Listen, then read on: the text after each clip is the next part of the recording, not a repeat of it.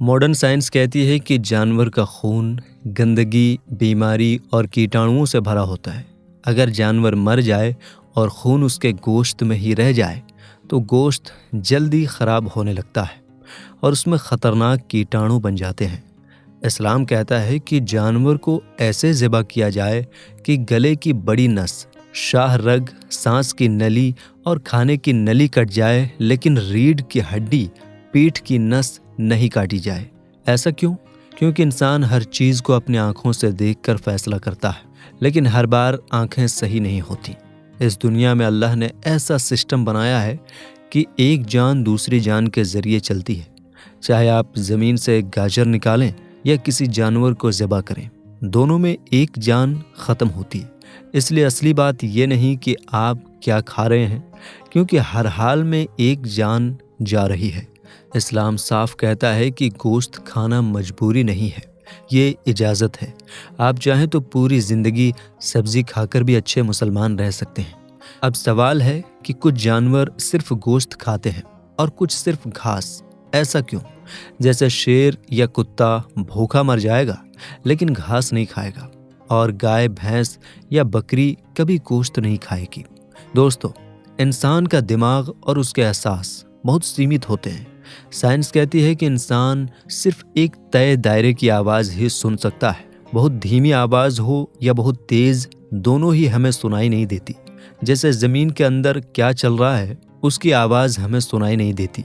चमगादड़ जो आवाज़ निकालते हैं वो भी हम नहीं सुन सकते। तो फिर इंसान ने ये कैसे मान लिया कि जो चीज़ हम सुन नहीं सकते उसे दर्द भी नहीं होता? आजकल बहुत लोग कहते हैं कि जानवर को मारना गलत है और सिर्फ पेड़ पौधे खाने चाहिए क्योंकि उनमें जान नहीं होती या उन्हें दर्द नहीं होता। लेकिन जब इस बात को साइंस और कुदरत के हिसाब से देखते हैं तो ये सोच टिक नहीं पाती। अब साइंस की बात करते हैं। क्या पेड़ पौधे जिंदा नहीं होते? क्या उनमें जान नहीं होती? एक साइंटिस्ट ने पौधों पर रिसर्च की। उसने पौधों के पास ऐसे माइक्रोफोन लगाए जो बहुत हल्की आवाज़ भी पकड़ लेते हैं। फिर उसने पौधों को पानी देना बंद किया या उनकी टहनियाँ काट दी। नतीजा क्या निकला? पौधे अजीब सी आवाज़ें निकालने लगे। ये आवाज़ें इतनी तेज़ थीं कि इंसान उन्हें नहीं सुन सकता, लेकिन दूसरे जानवर और पौधे उन्हें समझ सकते हैं। जब आप किसी पौधे को काटते हैं तो वो भी अपनी तरह से चिल्लाता है और घबराता है। और जब आप घास काटते हैं और उससे जो खुशबू आती है वो असल में एक इशारा होता है। वो पास के दूसरे पौधों को बता रही होती है कि उस पर हमला हुआ है। पौधों में हमारे जैसा दिमाग या नसें नहीं होती, लेकिन फिर भी वो अपने तरीके से दर्द और परेशानी महसूस करते हैं। तो हमने ये कैसे मान लिया कि जिस जानवर की आवाज़ हम सुन लेते हैं सिर्फ उसे ही दर्द होता है, और जिस पौधे की आवाज़ हम नहीं सुन सकते उसे काटना कोई बड़ी बात नहीं है? ये सच है कि इस दुनिया में जीने के लिए एक जान दूसरी जान पर टिकी होती है। हम जब सांस लेते हैं तब भी बहुत छोटे छोटे जीव मर जाते हैं। यानी इस दुनिया का एक सीधा नियम है, एक जान दूसरी जान से चलती है। चाहे आप गाजर ज़मीन से निकालें या किसी जानवर को ज़िबा करें, दोनों में एक जान ख़त्म होती है। इसलिए असली बात यह नहीं कि आप क्या खा रहे हैं, क्योंकि हर हाल में एक जान जा रही है। असल बात यह है कि आप उस जान को लेते वक्त कैसा तरीका अपनाते हैं। यही इस्लाम का तरीका सामने आता है। अल्लाह ने ही जानवर भी बनाए और पेड़ पौधे भी बनाए और इंसान को बताया कि ये सब खाने के लिए है। लेकिन इस्लाम इंसान को जालिम नहीं बनने देता।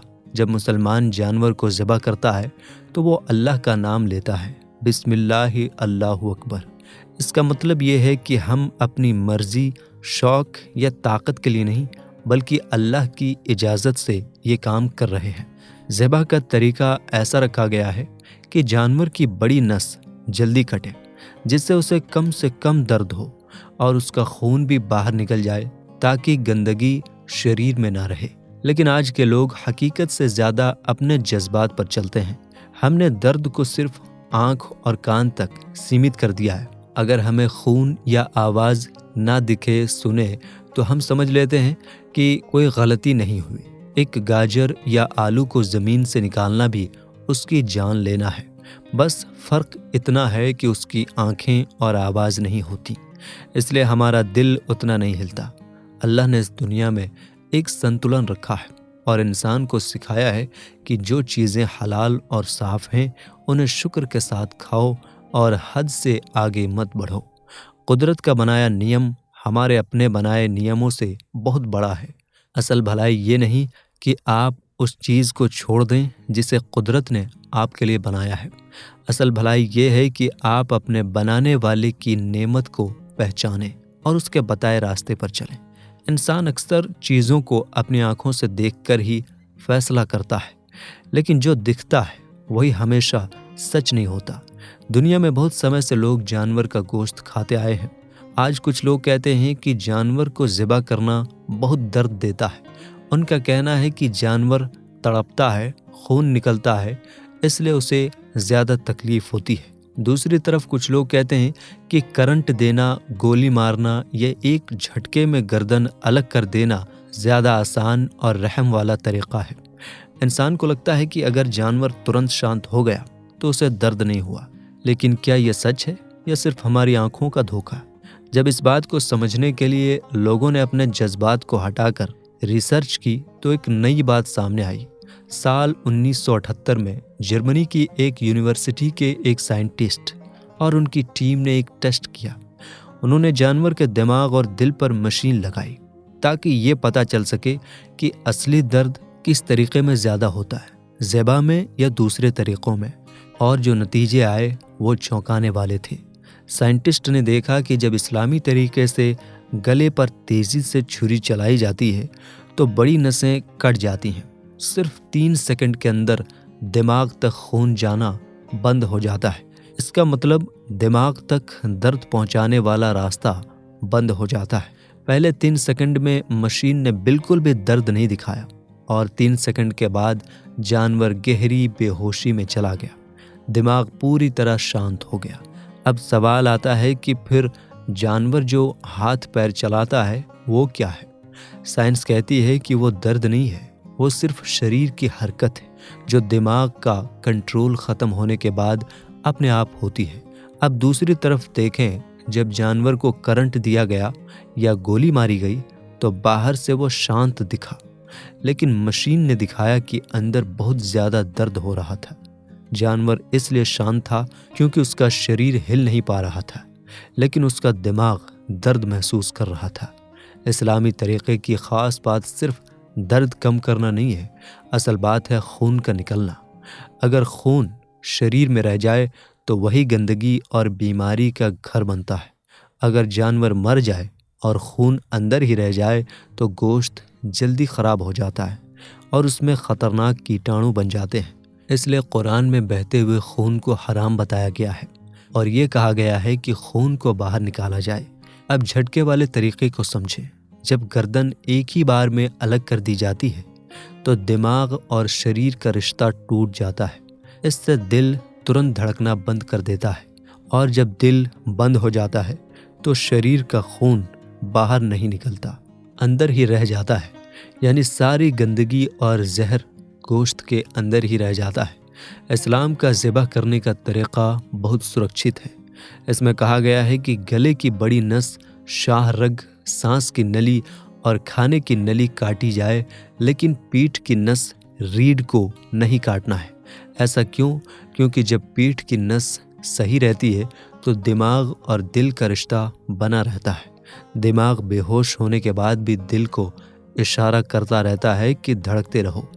फिर दिल पंप की तरह काम करता है और पूरे शरीर से खून बाहर निकाल देता है।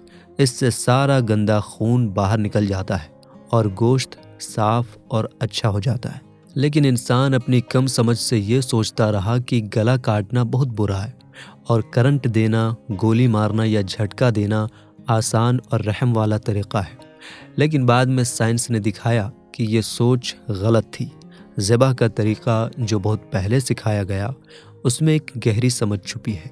पीठ की नस को बचाना ताकि दिल खून निकालता रहे और गले की नस को काटना ताकि दर्द जल्दी ख़त्म हो जाए। ये सब अपने आप नहीं हो सकता। ये उसी बनाने वाले का तरीक़ा है जो जानवर के पूरे शरीर को अच्छी तरह जानता है और उसने ऐसा तरीक़ा बताया जिससे इंसान को साफ खाना मिले और जानवर को कम से कम तकलीफ हो। बेशक अल्लाह सबसे ज़्यादा रहम करने वाला और समझ वाला है। आज की दुनिया में खाने को लेकर बड़ी बहस चल रही है। कुछ लोग कहते हैं कि इंसान को सिर्फ सब्जियां खानी चाहिए और कुछ लोग कहते हैं कि गोश्त भी खाना चाहिए। इसी बीच एक गलत बात फैल गई कि मुसलमान के लिए गोश्त खाना ज़रूरी है। लेकिन क्या सच में ऐसा है? अगर कोई आदमी पूरी ज़िंदगी सिर्फ सब्जी खाए और कभी गोश्त ना खाए तो क्या वो मुसलमान नहीं रहेगा? नहीं, इस्लाम साफ कहता है कि गोश्त खाना मजबूरी नहीं है, ये सिर्फ इजाज़त है और एक नेमत है। आप चाहें तो पूरा जीवन सब्जी खाकर भी अच्छे मुसलमान रह सकते हैं। लेकिन यहाँ बात सिर्फ मज़हब की नहीं है बल्कि इंसान की बनावट की भी है। अगर इंसान सिर्फ सब्जी खाने के लिए बना होता तो उसका शरीर गोश्त को पचा कैसे लेता? इसका जवाब कुदरत में है। जानवरों की दुनिया में हर एक का खाना तय होता है। जैसे शेर या कुत्ता भूखा मर जाएगा लेकिन घास नहीं खाएगा, और गाय, भैंस या बकरी कभी गोश्त नहीं खाएगी। ऐसा इसलिए है क्योंकि उन्हें वैसे ही बनाया गया है। जो जानवर गोश्त खाते हैं उनके दांत लंबे और नुकीले होते हैं। ये दांत मांस को फाड़ने और खाने के लिए बने होते हैं, और उनका पेट भी उसी तरह का होता है जो गोश्त को ही पचा सकता है। इसके उलट जो जानवर घास खाते हैं उनके दांत नुकीले नहीं होते। उनके दांत सीधे और चौड़े होते हैं ताकि वो घास को लंबे समय तक चबा सके। उनका पूरा शरीर भी उसी हिसाब से बना होता है। अब आप अपने दांत देखिए। क्या हमारे दांत सिर्फ गाय की तरह सीधे हैं? नहीं। क्या हमारे दांत सिर्फ शेर की तरह नुकीले हैं? नहीं। इंसान के दांत दोनों तरह के होते हैं। आगे के दांत चीज़ काटने के काम आते हैं। बगल में थोड़े नुकीले दांत होते हैं जिनसे हम गोश्त चबा सकते हैं, और पीछे के दांत चौड़े होते हैं जिनसे हम अनाज और सब्जी पीस सकते हैं। यानी इंसान दोनों चीज़ें खा सकता है। ये बात सिर्फ दांतों तक नहीं है। हमारे पेट के अंदर भी ऐसे रस होते हैं जो गोश्त को तोड़कर उसे ताकत में बदल देते हैं। अगर इंसान सिर्फ सब्जी खाने के लिए बना होता तो शरीर गोश्त को मान ही नहीं पाता। जैसे बकरी गोश्त नहीं पचा सकती वैसे ही इंसान भी नहीं पचा पाता। लेकिन हमारा पेट गोश्त को पचा लेता है और उससे ताकत लेता है। इंसान का शरीर कोई साधारण चीज़ नहीं है। ये एक तरह की फैक्ट्री है जिसे चलने के लिए प्रोटीन की ज़रूरत होती है। प्रोटीन से ही शरीर चलता है, ताकत बनती है और दिमाग काम करता है। लेकिन प्रोटीन खुद एक चीज़ नहीं है। ये छोटे छोटे टुकड़ों से मिलकर बना होता है। इन्हें अमीनो एसिड कहा जाता है। हमारे शरीर में ऐसे 20 तरह के अमीनो एसिड होते हैं। इनमें से 11 तो शरीर खुद बना लेता है, लेकिन बाकी 9 ऐसे हैं जो शरीर खुद नहीं बना सकता। इन 9 को हमें खाने से लेना ही पड़ता है। अगर इनमें से एक भी कम हो जाए तो शरीर सही से काम नहीं कर पाता।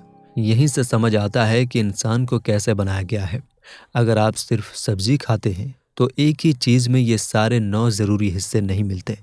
इसलिए सब्जी खाने वालों को अलग अलग चीज़ें मिलाकर खानी पड़ती हैं ताकि सब पूरा हो सके। यहीं कुदरत का ख़ास राज नज़र आता है। अगर आप एक मछली, एक अंडा या गोश्त का छोटा सा टुकड़ा भी खाते हैं तो उसमें वो सारे 9 ज़रूरी हिस्से पूरे मिल जाते हैं जो शरीर को चाहिए। यानी एक ही चीज़ में सब कुछ मिल जाता है। शरीर उसे जल्दी अपना लेता है और उससे ताकत ले लेता है। अब क्या ये समझना मुश्किल है कि इंसान दोनों चीज़ें खा सकता है, गोश्त भी और सब्जियां भी? अल्लाह ने इंसान को एक ही तरह के खाने में नहीं बांधा। अगर इंसान सिर्फ सब्जी खाने वाला होता तो वो ठंडी जगहों में जिंदा नहीं रह पाता जहाँ सिर्फ मछली और गोश्त मिलता है। लेकिन अल्लाह ने गोश्त खाना ज़रूरी नहीं किया, बस इजाज़त दी है। हमारे नुकीले दांत और पेट की ताकत साफ बताती है कि इंसान को ऐसे बनाया गया है कि वो हर जगह के खाने के साथ ढल सके। तो बात सीधी है, कुदरत का बनाया नियम हमारी सोच से कहीं ज़्यादा गहरा है। चाहे पौधों की आवाज़ हो जो हम नहीं सुन पाते, या जानवर को ज़िबा करने का सही तरीक़ा, या हमारे शरीर की ज़रूरतें, हर चीज़ में बनाने वाले की हिकमत साफ नज़र आती है। इंसान का असली काम ये नहीं है कि वो अपनी बनावट से लड़े, बल्कि ये है कि वो अपने बनाने वाले की दी हुई चीज़ों को पहचाने, शुक्र करे और सही तरीके से इस्तेमाल करे। असल भलाई ये नहीं कि आप उस चीज़ को छोड़ दें जो आपके लिए बनाई गई है, बल्कि ये है कि जिस जान से आपको फ़ायदा मिल रहा है उसका सम्मान करें। तो साफ बात यह है, ज़िंदगी चलाने के लिए एक जान जाती है, चाहे वो सब्जी हो या जानवर। इसलिए फ़ैसला ये नहीं कि आप क्या खाते हैं, फ़ैसला ये है कि आप अपने बनाने वाले के तरीके को कितनी अहमियत देते हैं। अल्लाह ताला हमें सही समझ अता फरमाए। आमीन या रब्बुल आलमीन।